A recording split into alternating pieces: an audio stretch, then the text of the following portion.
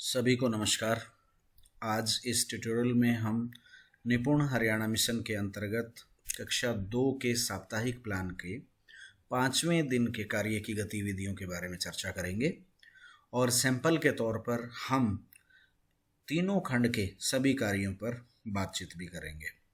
जैसा आप यहाँ पर लेफ्ट साइड में टीजी का जो पेज देख रहे हैं, सप्ताह 6 का पेज देख रहे हैं, तो इसमें आप देख रहे हैं कि पहले 4 दिन जो है वो एक अलग कलर में दिख रहे हैं, 5वां दिन जो है वो एक अलग कलर में दिख रहा है और 6वां वो अलग कलर में दिख रहा है। तो यहाँ पर जैसा आपको शिक्षण प्रशिक्षण के दौरान भी जो है बातचीत करके बताया, चर्चा करके बताया गया होगा कि पहले 4 दिन हम शिक्षण कार्य करते हैं, 5वें दिन हमारा जो है आकलन का कार्य रहता है और 6वें दिन जो है वो निदानात्मक कार्य रहता है। मुख्य रूप से यही काम रहने वाले हैं, लेकिन तीनों खंड के कार्य जो हैं वो अलग अलग हैं। 5वें दिवस में भी अलग अलग गतिविधियां हैं, तीनों खंड की अलग अलग गतिविधियां हैं, तो उस पर भी हम चर्चा करते हैं और थोड़ा सा और डिटेल में हम ये जानने की कोशिश करेंगे कि जो लिखा गया है उसको और बेहतर तरीके से हम कैसे कर सकते हैं। तो सबसे पहले हम खंड 1 मौखिक भाषा विकास एवं संबंधित लेखन की बात करते हैं, जिसमें 1.1 सेक्शन जो है पहले 4 दिन की तरह ही कविता, बाल गीत व अन्य गतिविधि, यानी कि मौखिक भाषा विकास एवं संबंधित लेखन का जो पहला खंड है उसमें 1.1 यानी कि पहली गतिविधि हर रोज पहले दिन से लेकर 6वें दिन तक कविता, बाल गीत व अन्य गतिविधि, जो कि बच्चों को कक्षा कक्ष में माहौल बनाने के लिए और हिंदी शिक्षण से जोड़ने के लिए विशेष रूप से कारगर रहती है। तो हम पुनः आपको एक बार फिर सुझाव दे रहे हैं कि आवश्यकता अनुसार कविता, बाल गीत या अन्य गतिविधि जो भी आप इस जुड़ाव के लिए करते हैं उसको समय अनुसार, आवश्यकता अनुसार बदल सकते हैं। दूसरा सेक्शन 1.2 सृजनात्मक गतिविधि 4 भावनाएं शिक्षक संदर्शिका। ये शिक्षक संदर्शिका लिखा है, तो इसका मतलब है कि ये गतिविधि जो है आपको शिक्षक संदर्शिका में देखने को मिल जाएगी। यहाँ पर पेज नंबर भी दिया हुआ है 65, तो आप 65 पेज नंबर पर जाएं और वहाँ इस सृजनात्मक गतिविधि को एक बार समझ लें। दूसरा कि ये किस तरीके से है वो एक बार आप उसको देखें, लेकिन हम आपको एक और सुझाव देंगे कि पहले आप सृजनात्मक गतिविधि क्या है, गतिविधि पर जाने से पहले, गतिविधि नंबर 4 भावनाएं, उस पर जाने से पहले हम आपको एक बार ले चलते हैं गतिविधि विवरण पर और वहाँ जाकर हम देखते हैं ज़रा एक बार कि किस तरीके से हमें ये सृजनात्मक गतिविधि होती क्या है और कैसे हम इसे करें। तो ये वाला जो है गतिविधि विवरण सेक्शन में हमें मिल जाती है। तो हम देखते हैं ज़रा सृजनात्मक गतिविधि, जहाँ भी हमारे को ये साप्ताहिक आकलन निदानात्मक आ गया, तो ये सृजनात्मक गतिविधि, इनसे पहले जो ये वाले सेक्शन दिए हुए हैं ये रहा 8 नंबर सृजनात्मक गतिविधियों का पर कार्य।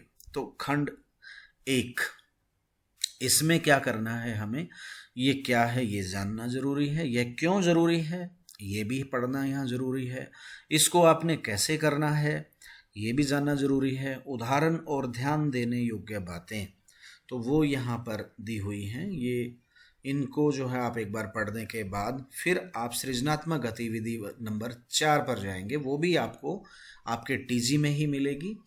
अब टीजी जो आपके पास उपलब्ध है उस टीजी में ये गतिविधियां अगर उपलब्ध नहीं हैं तो हम टीजी का जो लिंक है वो इस ट्यूटोरियल के कमेंट बॉक्स में छोड़ देंगे, आप वहां से इन सभी गतिविधियों का लिंक प्राप्त कर सकते हैं। विभाग द्वारा जो भी सृजनात्मक गतिविधि कक्षावार जो प्रदान की गई हैं उनका हम एक लिंक इस ट्यूटोरियल के कमेंट बॉक्स में जो है ड्रॉप कर देंगे, आप वहां से भी इन गतिविधियों को देखकर करवा सकते हैं। जैसे अभी हमें बताया गया था कि आप पेज नंबर 65 पर भावनाएं जो हमारी सृजनात्मक गतिविधि है उसको देखें और करवाएं। तो देखिएगा बच्चे संकेतों की मदद से अपने आप को अभिव्यक्त करके दिखाएंगे। बच्चों के लिए संकेत तैयार रखें। आप बच्चों को बताएं कि आप उन्हें कुछ खास स्थितियां देंगे, उन्हें ये दिखाना है कि वे उस स्थिति में होते तो किस तरह की प्रतिक्रिया देते। उन्हें ये करके दिखाना है कि उस स्थिति में वे कैसा महसूस करते और क्या प्रतिक्रिया देते। इसके बाद बच्चों को भावनाएं चुननी है। अब बच्चों से निम्नलिखित प्रश्नों पर बातचीत भी करनी है। तो ये नीचे कुछ प्रश्न दिए गए हैं। तो इस तरीके से आपको, जैसा हम वापस टीजी के पेज पर चलते हैं और टीजी के पेज पर जाकर हम दोबारा से इस पर एक बार बातचीत करेंगे। हम सप्ताह 6 का सैंपल लिए हुए हैं। तो यहाँ पर देखिएगा ज़रा, यहाँ 1.2 में लिखा हुआ था सृजनात्मक गतिविधि नंबर 4 भावनाएं शिक्षक संदर्शिका में। तो पहले हमने ये जाना कि सृजनात्मक गतिविधि होती क्या है। वो हमने गतिविधि विवरण सेक्शन में जाके अपने टीजी में देखा। उसके बाद भावनाएं जो सृजनात्मक गतिविधि है उसमें जिस तरीके से हमें बताया है वैसे ही हमें ये गतिविधि 65 पेज नंबर ऑफ टीजी देखते हुए करवानी है। अगर आपके टीजी में उपलब्ध नहीं है तो इस ट्यूटोरियल वीडियो के कमेंट बॉक्स में आपको ये गतिविधि का लिंक मिल जाएगा। आप वहाँ से भी इसको देख के करवा सकते हैं। अन्य गतिविधियां भी उसमें मिल जाएंगी। और अभी जब आपके पास अभी दूसरा पार्ट जो है वो अवेलेबल होने वाला होगा विभाग की तरफ से जो प्रदान किया जाएगा दूसरा सेक्शन, तो उसमें भी आपको ये देखने को मिल जाएंगी। तो अब जैसा भी आपको उचित लगता है उस हिसाब से आप उस रिसोर्स को इस्तेमाल करते हुए ये कर सकते हैं। 1.3 में अभिव्यक्ति के लिए लेखन, अपने दोस्त का मुस्कुराता चेहरा बनाएं। तो अभी हमने सृजनात्मक गतिविधि भावनाएं की थी। तो भावनाएं कभी गुस्सा है, कभी आप खुशी में हैं, कभी किसी तरह की भावना है। तो यहाँ चेहरा बनाने के लिए भी जो है वो, यानी कि गतिविधि भी जो अभिव्यक्ति के लिए जो लेखन की गतिविधि दी है वो भी भावनाओं से जुड़ी ही है कि मुस्कुराता हुआ चेहरा बनाए।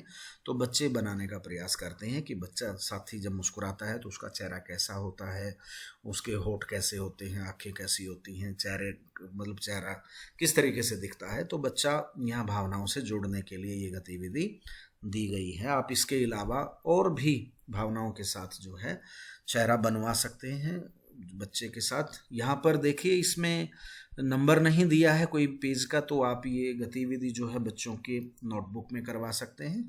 और सिर्फ इस गतिविधि जो बताया गया है कि मुस्कुराता चेहरा, इसके अलावा बाकी भी भावनाएं जो है व्यक्त करवाता हुआ चेहरा आप बनवा सकते हैं अगर आपके पास इनफ समय यानी कि काफ़ी टाइम जो है उपलब्ध है। तो डिकोडिंग एवं पठन लेखन, हम दूसरे सेक्शन पर चलते हैं।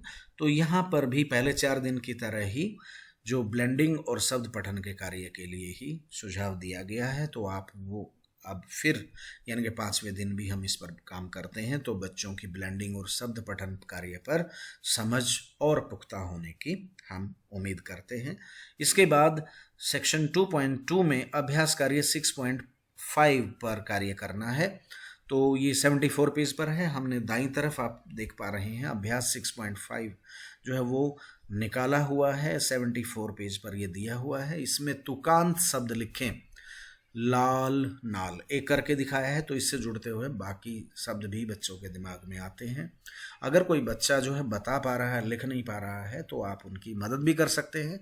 इसी तरीके से पीला, जूता, हरा, और आप यहाँ जो है ये 4 शब्द दिए गए हैं। इसके अलावा आप बच्चे के नोटबुक पर इसके अलावा और भी शब्द दे सकते हैं। इसके बाद चित्रों को देखकर एक एक वाक्य लिखें। तो यहाँ जो चित्र दिए गए हैं उसको देखकर बच्चा एक एक वाक्य जरूर लिखें। इसके बाद पढ़ें और लिखें, जो दिया गया है उसको पढ़ें और फिर उसके आधार पर जो है ये एक तरह से कंप्रेहेंशन भी है। बहुत छोटा सा एक पैसेज दिया गया है और उससे जुड़ते हुए 2 सवाल दिए गए हैं। बच्चे से ये करवाएं। इसके बाद सुनकर लिखें 3 से 4 अक्षरों वाले शब्द। तो पिछले 4 दिन से हम यही काम करते आ रहे थे अभ्यास में। तो आज भी 5वें दिन भी हमारे सामने 3 से 4 अक्षरों वाले शब्द यहाँ बच्चे ने सुनकर लिखने हैं। तो आप वो बोलें, बच्चे उसको लिखते हैं। नीचे जहाँ पर डेट का सेक्शन दिया हुआ है वहाँ पर इस कार्य को चेक करते हुए आप डेट और अपने इनिशियल डालें। इसके साथ ही हमारा जो अभ्यास कार्य का कार्य है वो कंप्लीट होता है। इसके बाद 2.3 सेक्शन में आते हैं हम। 76 साप्ताहिक आकलन मैंने सीख लिया। तो तो अगले पेज पर चलते हैं 76 के ऊपर। तो ये वाला 76 जो है मैंने सीख लिया 6, ये हमारे सामने है जिसमें शब्द पढ़ें। ये देखिएगा साथ में सेक्शन दिया हुआ है, इसमें अंक दिए हुए हैं कि कितने शब्द हैं, कितने उसने सही पढ़े हैं। यहाँ पर आप संख्या लिखेंगे, पढ़ें। यहाँ पर भी जो है संख्या लिखी हुई है। यहाँ पर भी शब्दों की यानी कि ये शब्द यहाँ पर सेंटेंसेस में आ गए, यहाँ पर ये शब्द अकेले अकेले थे। तो कितने सही पढ़ते हैं वो संख्या यहाँ पे आपने लिखनी है। सुनकर लिखें। तो अभी आप बच्चे को सुनाएंगे, बच्चे लिखेंगे, क्योंकि हम पिछले 4 दिन से वही काम कर रहे थे। इसके बाद निदानात्मक रेमेडियल कार्य, तो यहाँ पर समूह 1 समूह 2 इन चीज़ों पर हमें कैसे काम करना है तो वो भी ज़रा हम एक बार देख लेते हैं। पहले हम अपना विवरणात्मक जो सेक्शन है गतिविधियों का, हम उस पर चलते हैं। पहले हम इसके बारे में ही जानेंगे कि हमारा पहले आकलन, साप्ताहिक आकलन का कार्य कैसे है। तो ये यहाँ पर सेक्शन नंबर 19 खंड 2 जो आपको यहाँ पर देखने को मिल रहा है। तो इसमें आपको यह क्या है साप्ताहिक आकलन, ये आप इसमें देखिएगा। इसके बाद जो है ये क्यों ज़रूरी है, इसको कैसे करें, ये वाली चीज़ें आप जानने के बाद फिर आगे बढ़ें। और इसके बाद जो है साप्ताहिक आकलन में ये अगले पेज पर भी दिया हुआ है, और इसमें जो है हम और थोड़ा सा आगे बढ़ेंगे। तो जैसे गतिविधियां दी हुई हैं, इन गतिविधियों के बाद जो हमारी सृजनात्मक गतिविधि दी हुई हैं, इसके बाद आपको इसके बारे में देखिएगा, यह आकलन एवं निदानात्मक कार्य रेमेडियल।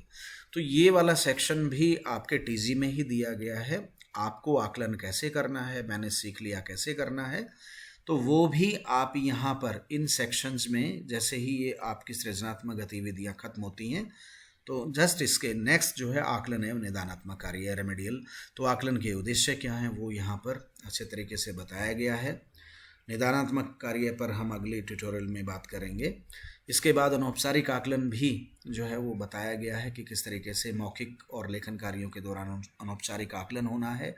डिकोडिंग और पठन संबंधित कार्यों के दौरान आकलन कैसे होना है, तो वो भी हमारे टीजी में ही अच्छे तरीके से बताया है। साप्ताहिक आकलन और निदानात्मक रेमेडियल कार्य जो है वो साप्ताहिक आकलन मैंने सीख लिया, ये कैसे करना है, इसमें समूह निर्माण कैसे करना है, और उनके साथ फिर निदानात्मक, तो ये वाली चीज़ें जो हैं आपको यहाँ पर पूर्ण डिटेल में आपके टीजी के अंदर 2 समूह में कैसे कार्य होगा, 2 समूह किस किस प्रकार के हो सकते हैं, तो वो सारा सब कुछ उसमें किस तरीके से, तो ये वाला हम अगले ट्यूटोरियल में भी हम आपके बारे में थोड़ा सा आपके साथ इस बारे में ज़रूर चर्चा करेंगे।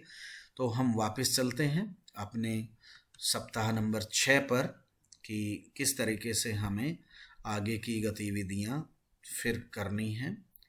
तो ये हमारा सप्ताह 6 आ गया है और हमने डिकोडिंग एवं पठन लेखन खंड 2 का था ये। तो खंड 2 में साप्ताहिक आकलन मैंने सीख लिया, वो कैसे करना है वो भी हमने देखा कि किस प्रकार विवरण जो दिया गया गतिविधियों का उसमें हमने साप्ताहिक आकलन को समझा। फिर मैंने सीख लिया कैसे करना है, वो भी जो हमारा टीजी है उसके अंदर विवरण दिया हुआ, डिटेल दिया हुआ सृजनात्मक गतिविधियों के बाद, तो वो भी हमने सीखा। और उसके बाद मैंने सीख लिया का जो ये टेक्स्ट बुक का हमने राइट साइड में जो पेज खोला हुआ है 76 सैंपल के तौर पर, तो ये आपने इसको देखा जिसमें हमने निदानात्मक कार्य, ये हमारा 6वें दिन का कार्य रहेगा। तो अभी हमने जो है मैंने सीख लिया ये वाले तीनों सेक्शन जो है कैसे करने हैं, वो चीज़ें करनी है। अब सेक्शन 3 यानी खंड 3 का पठन अभ्यास की अगर हम बात करते हैं तो आज हमें सुझाव मिला है कि पुस्तकालय की किताबों से स्वतंत्र पठन। हम पठन 4 के 4 करवा चुके हैं पिछले 4 दिनों में। तो आज बच्चों को हमने जो हमारा पठन कॉर्नर है वहाँ से किताबें या पुस्तकालय की किताबों का इस्तेमाल करते हुए बच्चों को स्वतंत्र पठन के लिए किताबें देनी है और उनको स्वतंत्र पठन के लिए प्रोत्साहित करना है। इस तरीके से हमारा दिवस 5 जो है, दिवस 5 के तीनों खंड मौखिक भाषा विकास एवं संबंधित लेखन में, जहाँ पर हमें पहले सेक्शन में कविता बाल गीत करवाना है, दूसरे में सृजनात्मक गतिविधि करवानी है और तीसरे में अभिव्यक्ति के लिए लेखन करवाना है, जो कि लगभग 30 मिनट का हमारे पास उसका समय होता है। उस दूसरे खंड में हमें डिकोडिंग एवं पठन लेखन का जो कार्य है वो 40 मिनट हमारे पास उसमें उपलब्ध होते हैं, जिसमें हमें पहला 2.1 सेक्शन में ब्लेंडिंग और शब्द पठन पर कार्य करना है, जो कि हम पिछले 4 दिनों से भी करते आ रहे थे। और बेहतर समझ बनाने के लिए उसके बाद अभ्यास कार्य 6.5 जो कि 74 नंबर पेज पर है। फिर उसके बाद मैंने सीख लिया, और तीसरे खंड में पठन अभ्यास के दौरान जो है हमें पुस्तकालय की किताबों से स्वतंत्र पठन करवाना है। तो इस तरीके से हमारा 5वां दिन जाएगा। ये आपके लिए सुझावात्मक था, कृपया करके आप अपने अनुभव के साथ इसको और बेहतर बना सकते हैं। और हमें पूर्ण उम्मीद है कि इस ट्यूटोरियल के बाद आप किसी भी सप्ताह किसी भी कक्षा, उसके कक्षा जो चाहे वो पहली हो चाहे दूसरी या तीसरी हो, उसके दिवस 5 के किसी भी खंड का कैसे कार्य करना है उसको बड़ा आसानी से कर पाने में सक्षम होंगे। इन्हीं उम्मीद के साथ बहुत बहुत धन्यवाद।